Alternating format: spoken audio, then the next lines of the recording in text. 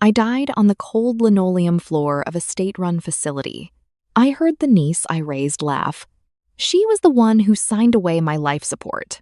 But when I closed my eyes, the darkness broke apart. I woke up staring at my own marital bed. I was 28 again. The smell of funeral lilies, you never forget that smell. It's thick, sweet, cloying. It coats the back of your throat.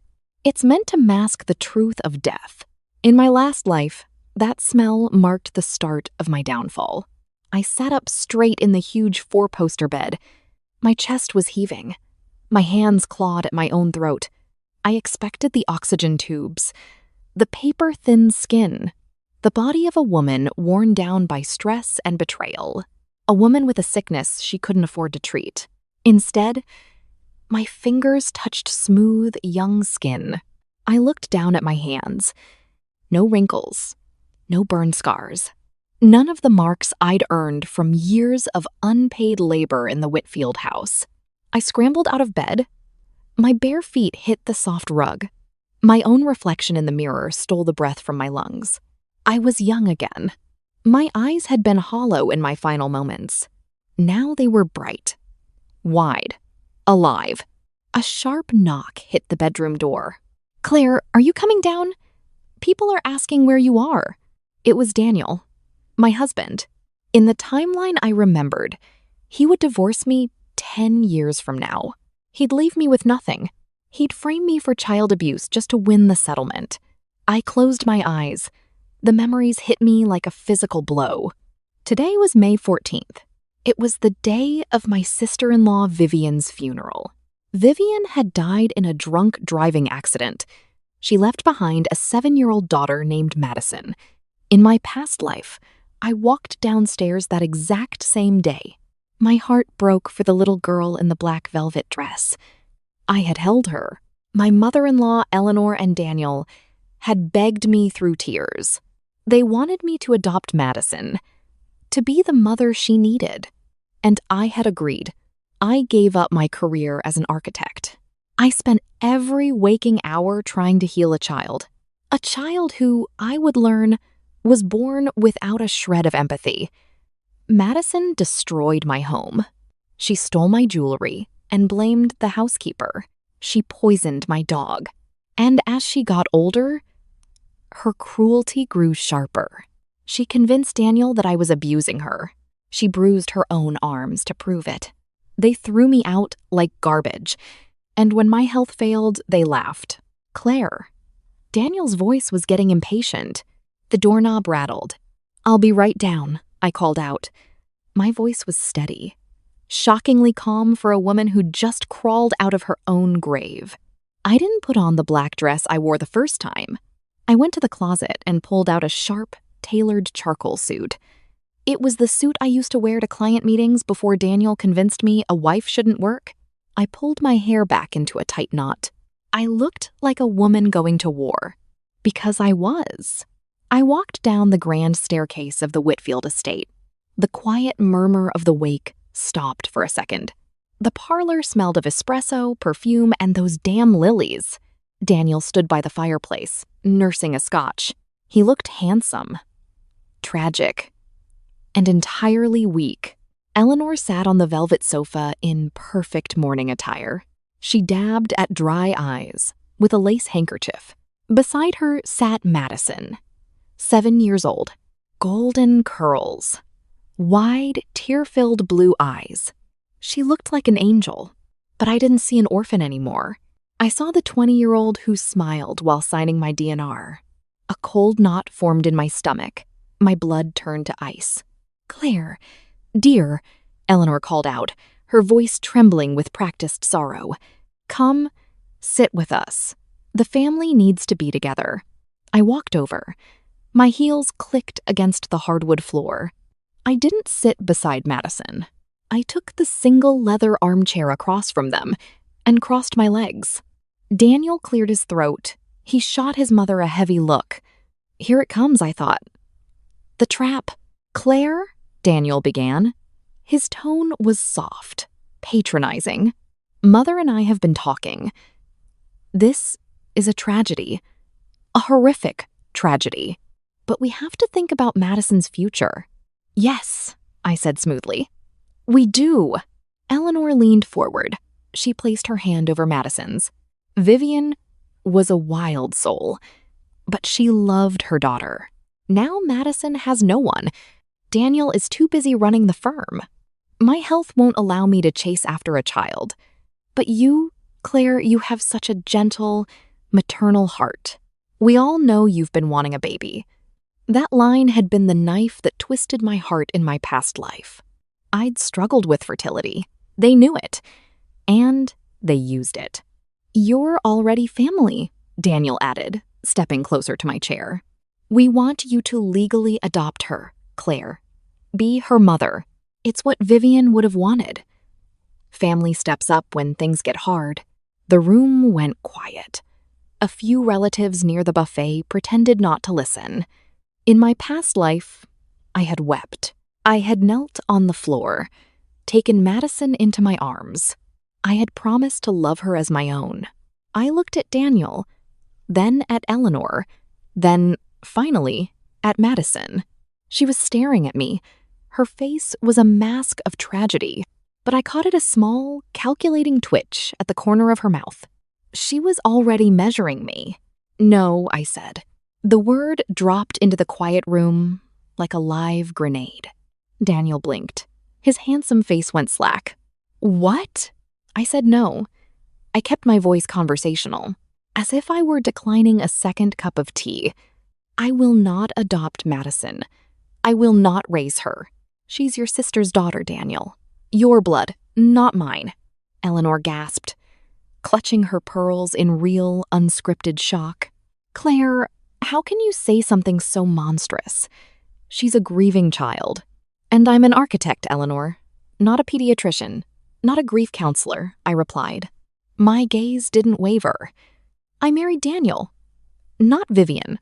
I'm deeply sorry for your loss, but I will not sacrifice my life, my career, my sanity to raise a child who isn't mine. If you're too old to raise her, and Daniel's too busy, I suggest you look into the finest boarding schools. God knows the Whitfield Trust Fund can afford it. Claire Whitfield! Daniel roared. His face flushed a dangerous red. He slammed his scotch glass onto the mantel. It shattered. Have you lost your mind? My sister is in the ground. Which is exactly why you should be honoring her memory, I said, standing up. Not figuring out how fast you can dump her responsibilities onto your wife. I smoothed the front of my jacket. I'm going upstairs. I have a headache. I turned my back and walked away. Eleanor's sobbing and Daniel's furious cursing echoed behind me.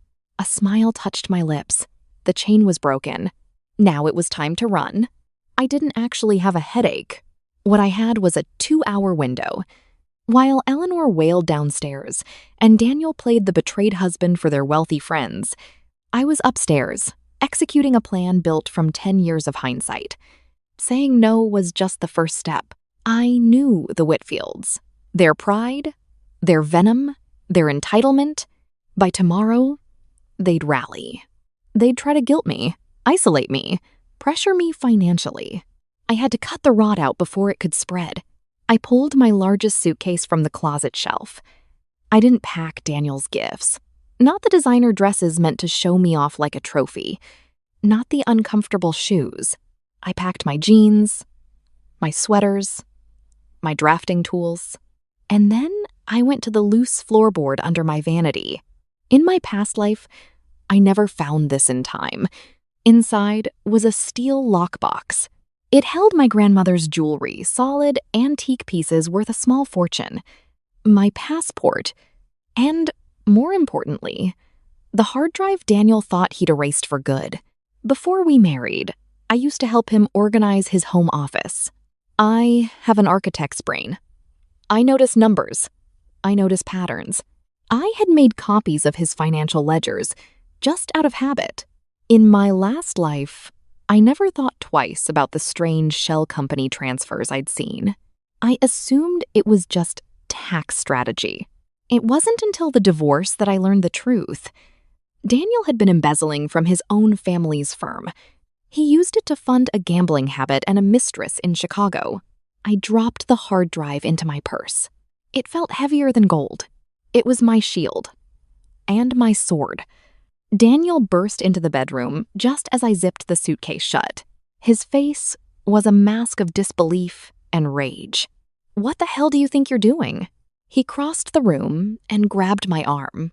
I looked down at his hand, then up at his face. Something in my eyes must have startled him. His grip loosened just a fraction. "Take your hand off me, Daniel." He dropped his hand. But he stepped closer, looming over me. "You embarrassed me in front of half of Boston society. You acted cold toward an orphaned child, and now you're throwing a tantrum and packing a bag. Grow up, Claire." "I am grown up," I said softly. "That's the problem. I see exactly what this marriage is. You don't want a wife. You want a maid you can sleep with, and a free nanny to clean up your family's messes. I resign." "Resign?" He let out a harsh laugh. "You can't just walk away. We're married. You owe this family." "I owe this family nothing," I snapped. My voice rose, carrying the weight of every old injustice. "I owe you nothing. Let your mother raise her, or hire a team of nannies. But you will not break my back to carry your family's burdens." I grabbed the suitcase handle and walked past him. He tried to block the door. "If you walk out that door," Daniel hissed, his eyes narrowing, "I'll cut off your credit cards. I'll freeze the accounts. You'll have nothing. You'll come crawling back here in a week, begging for forgiveness." I let out a soft, genuine laugh. "Freeze them, Daniel? See if I care." I pushed past him. I dragged my suitcase down the back stairs. I avoided the guests still lingering in the foyer. I loaded my things into my old sedan, the one Daniel had been begging me to trade in for a Mercedes, and I drove away. I never once looked in the rearview mirror. My first stop wasn't a hotel. It was the downtown office of a lawyer named Walsh, a family law attorney known as the most ruthless shark in Massachusetts. I'd never met him in my past life. Daniel had forced me to use a family friend, a lawyer, who ultimately sold me out. I walked into Walsh's office with no appointment. I put my grandmother's diamond brooch on the receptionist's desk as a retainer. I demanded 10 minutes. When I sat across from Walsh, a sharp-eyed man in his 50s, I didn't cry. I pulled out the hard drive. "My husband is Daniel Whitfield. I want a divorce. I want it filed tomorrow morning. I want my maiden name restored. No alimony, no spousal support, 0 ties to his family's trust." Walsh raised an eyebrow. "Most women who walk in here married to a Whitfield want half the estate. Mrs. Whitfield." "Miss Bennett?" I corrected him. "And I don't want their money. I want my freedom." I tapped the hard drive. This drive holds proof of Daniel's embezzlement from the family firm. Receipts from a mistress in Chicago, too.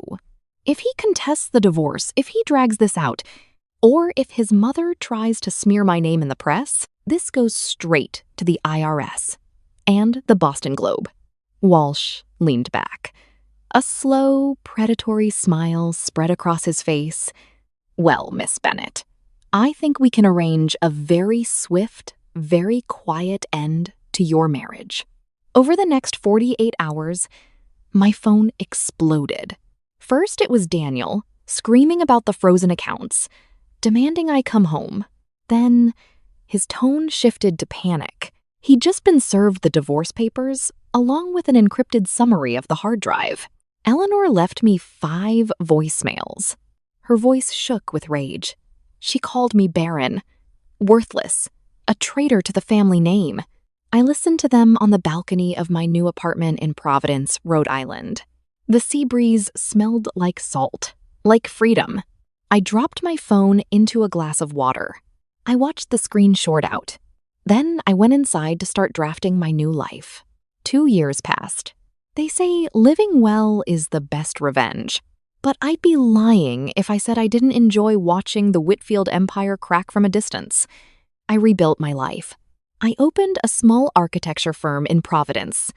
It was small, but it was mine. I drank good wine. I slept peacefully through the night. I never had to check my jewelry box to see what was missing. I kept tabs on the Whitfields through an old friend, Olivia. She still ran in those elite Boston circles. The divorce had finalized with record speed. Daniel, terrified of federal prison, signed everything Walsh put in front of him. But the real show wasn't the divorce. It was Madison. Without me there to absorb every blow, every scheme Eleanor and Daniel had to face Vivian's daughter on their own. And it was destroying them. Eleanor believed love could be bought. She spoiled the girl rotten. By the time Madison was 9, she was a pint-sized tyrant. You wouldn't believe it, Claire. Olivia told me over lunch. Eleanor went through 6 nannies in the first year alone. One of them threatened to sue. Word is, Madison locked the poor woman in the wine cellar for 14 hours, while Eleanor was off at a charity gala. I took a sip of champagne. A dark satisfaction settled in. In my past life, Madison had locked me in the attic, in the dead of summer. Daniel told me I was exaggerating, that the door had just stuck. Now, Eleanor had to write a 6-figure check to keep it out of the papers. And Daniel? I asked, keeping my tone light. Olivia rolled her eyes. A mess. He's dating Natalie Hart now, the pharmaceutical heiress. They were supposed to get engaged, but Natalie dumped him last month. Apparently, Madison took scissors to one of Natalie's silk gowns. When Natalie yelled at her, Madison threw herself down the staircase. She claimed Natalie pushed her.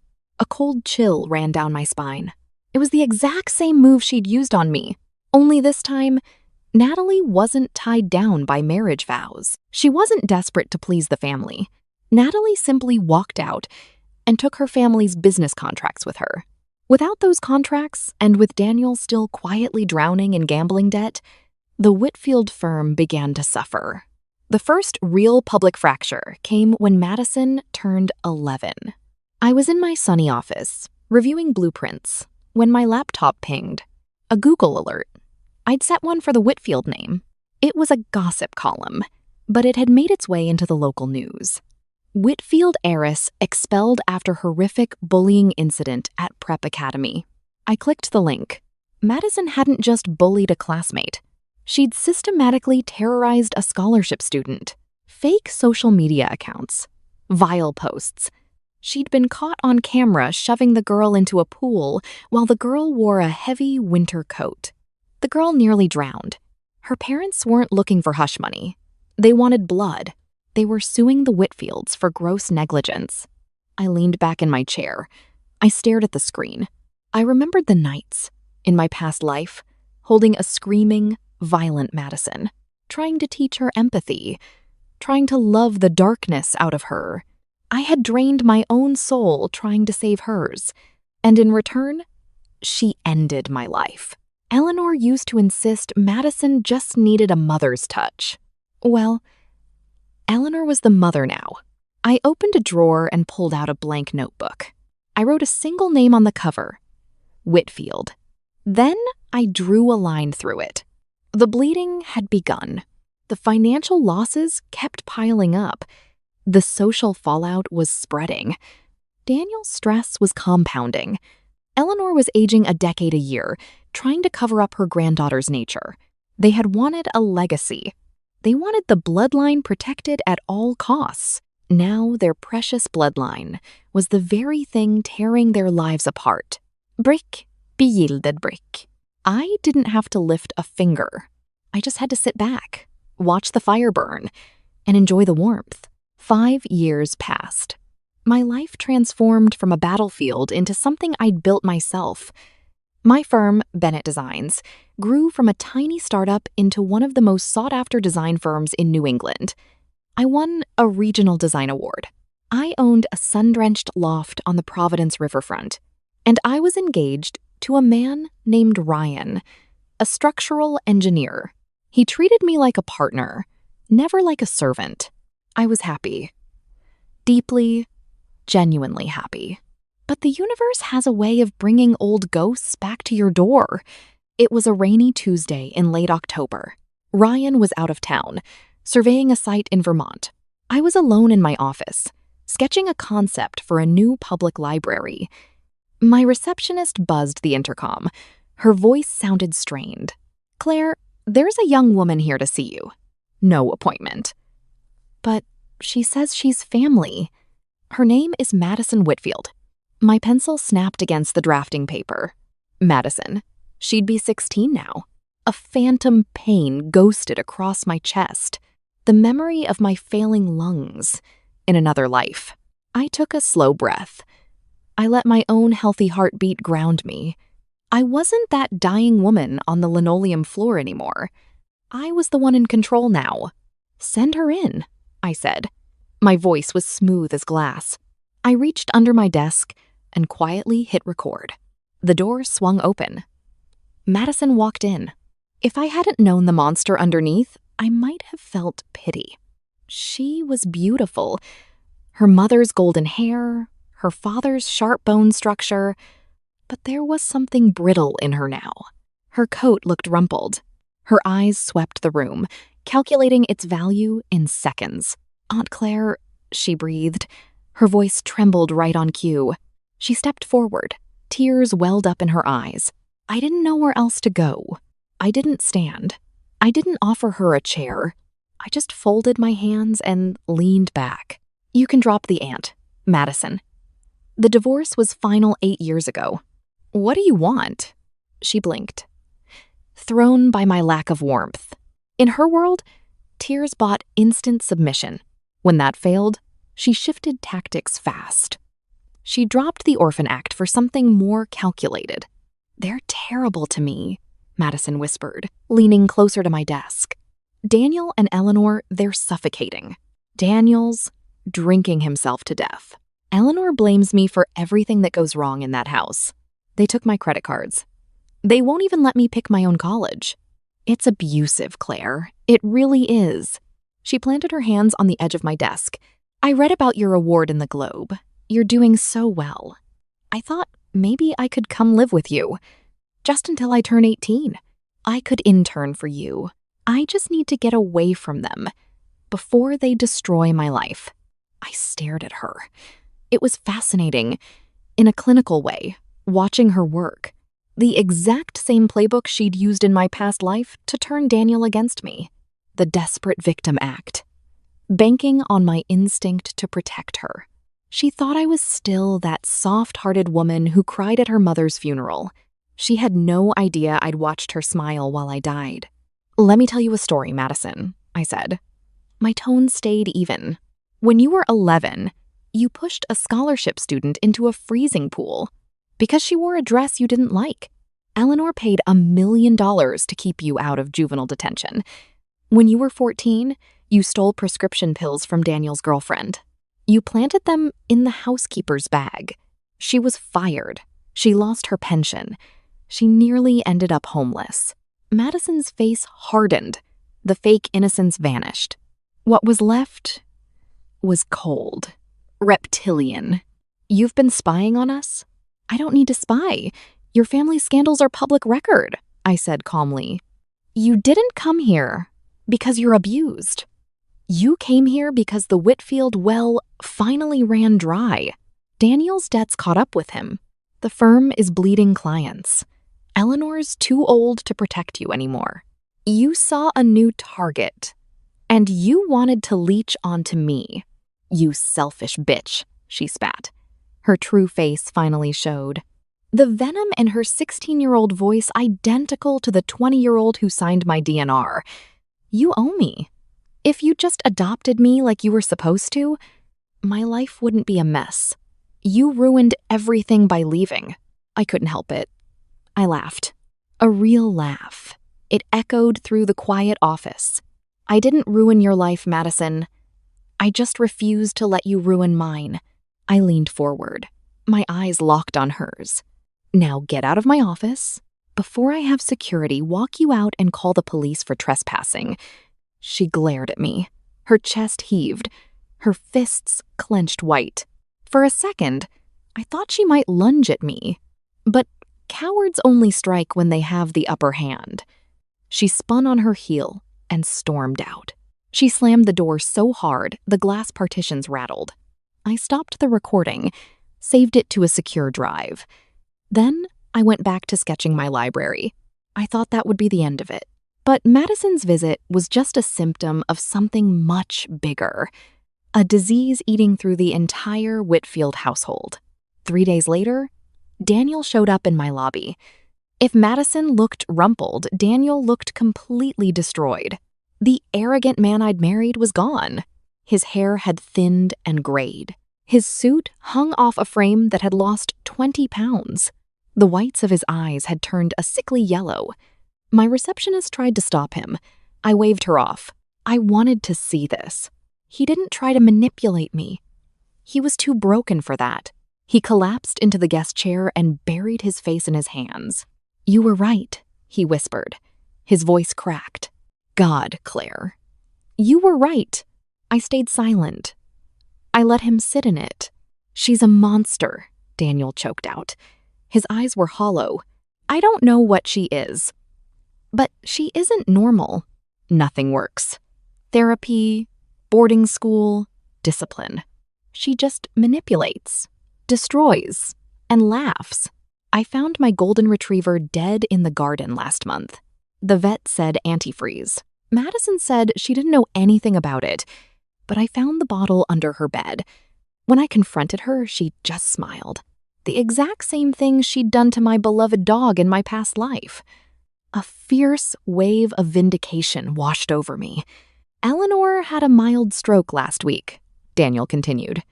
His hands shook. "The stress. It's killing her. And the firm, Claire, were bankrupt. The lawsuits, the hush money, my bad investments, the banks foreclosing on the estate at the end of the month." He looked at me with pathetic, desperate eyes. "I need a loan, Claire, just to keep Mother in the house until she passes. $500,000. You have it. I know you do. I'll sign whatever you want. I'll give you equity in the firm." "The firm is worthless, Daniel," I interrupted. No pity in my voice. "And I wouldn't give you 50 cents, let alone $500,000. "Please," he begged. Tears spilled down his face. "She's going to destroy us. She wants access to Eleanor's private safe. She says if we don't hand over the family jewelry to sell, she'll go to the press and say I touched her. She's blackmailing her own father, Claire." "And what do you want me to do?" I asked, calm. "You wanted the legacy. You told me family steps up when things get hard. You called me a monster for walking away." "I was blind," he sobbed. "I'm sorry. I'm so sorry." "Apology accepted," I said crisply. "Now leave, and never contact me again." He stared at me. He saw the total finality in my eyes. No love left, no resentment, no anger, just cold indifference. He pulled himself up a hollow shell of a man and shuffled out. The stage was set.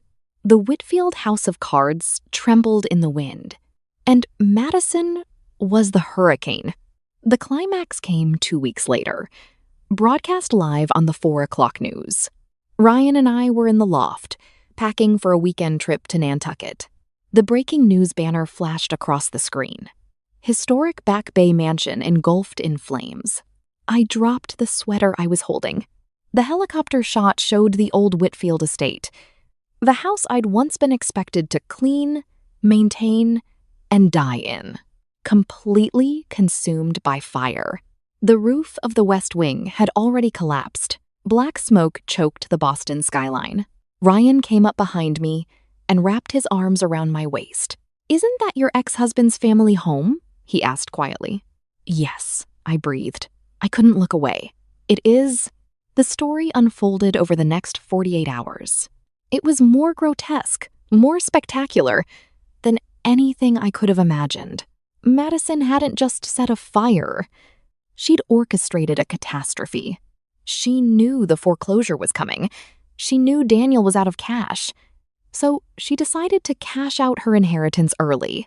While Eleanor slept, Recovering from her stroke, Madison broke into the master suite. She opened the wall safe. She'd memorized the combination years ago. She stole over $3 million in bearer bonds and the antique family diamonds. But in her arrogance, Madison knew Daniel would notice the theft right away. He'd call the police.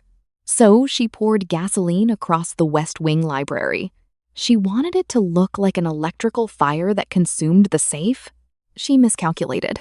The dry, century-old wood went up like a powder keg. Madison escaped with her bag of stolen goods, but the fire spread too fast for the others. Daniel, drunk on cheap scotch, barely managed to drag his mother out before the second floor collapsed. The stress, the smoke, the shock of watching her empire burn. It was too much for Eleanor's frail heart. She suffered a fatal cardiac arrest on the front lawn. She died on the wet grass while the fire trucks wailed in the distance. Madison didn't even make it out of state. State police caught her 3 hours later at a private airfield. She was trying to charter a flight to Miami, using the stolen bonds to bribe the pilot. The pilot recognized her from the news. He locked her in the terminal office until the police arrived. Because of the accelerant, the insurance company voided the policy entirely. Daniel was left with nothing but ash, a dead mother, and millions in debt. 6 months later, the trial concluded. I attended the sentencing. I didn't tell Ryan. I wore a plain black coat and sat in the back row, blending in with the journalists. Daniel sat at the defense table beside Madison's public defender. He looked completely dead inside. His suit looked bought off the rack. Ill-fitting. He stared blankly at the table. Madison was brought in wearing an orange jumpsuit. Her wrists were shackled to a waist chain. Her golden hair was matted and dull. The designer clothes were gone, but her eyes were just as vicious as ever. She was 17 now. Because her arson had caused a death during a felony, she was charged as an adult. When the judge handed down the sentence 25 years to life, no parole, the courtroom erupted into whispers. Daniel finally broke. He stood up. He turned to his daughter. His hands trembled. "Why?" he rasped. His voice echoed through the sudden quiet. "Why did you do this to us? We gave you everything. We loved you." Madison stopped. She turned to look at her broken father. A slow, chilling smile spread across her face. The exact same smile she gave me as the monitors flatlined. "In my past life. Because you were weak, Dad," she said. Contempt dripped from every word.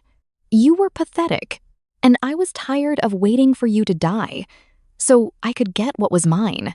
Daniel collapsed back into his chair, sobbing, burying his face in his arms. The bailiffs dragged Madison out of the courtroom. She didn't look back. She didn't shed a single tear. I stood up quietly. I slipped out through the heavy courtroom doors. I walked into the bright, crisp afternoon air of downtown Boston. The sun was shining. The city moved on, completely indifferent to the tragedy that had just ended inside. I pulled my phone from my pocket. A missed call from Ryan and a text. Just finalized the permits for the library project. Let's celebrate tonight. Sushi or steak? Love you. I smiled. A deep warmth spread through my chest. In another life, I had died a withered, broken woman, drained of everything by a family of emotional parasites. I had let guilt and obligation chain me to a sinking ship, but in this life I chose myself. I cut the anchor, and I let them drown in their own toxicity. I typed back, "Steak and champagne. I'm coming home." I put my phone away and walked down the steps. The smell of funeral lilies and smoke was gone, replaced by fresh rain on the pavement, and the undeniable, intoxicating scent of freedom. And that's the story of how I rewrote my own destiny. I left the Whitfields to be destroyed by the very monster they demanded I raise. Sometimes the most powerful revenge isn't plotting someone's downfall. It's simply walking away and letting karma do the rest.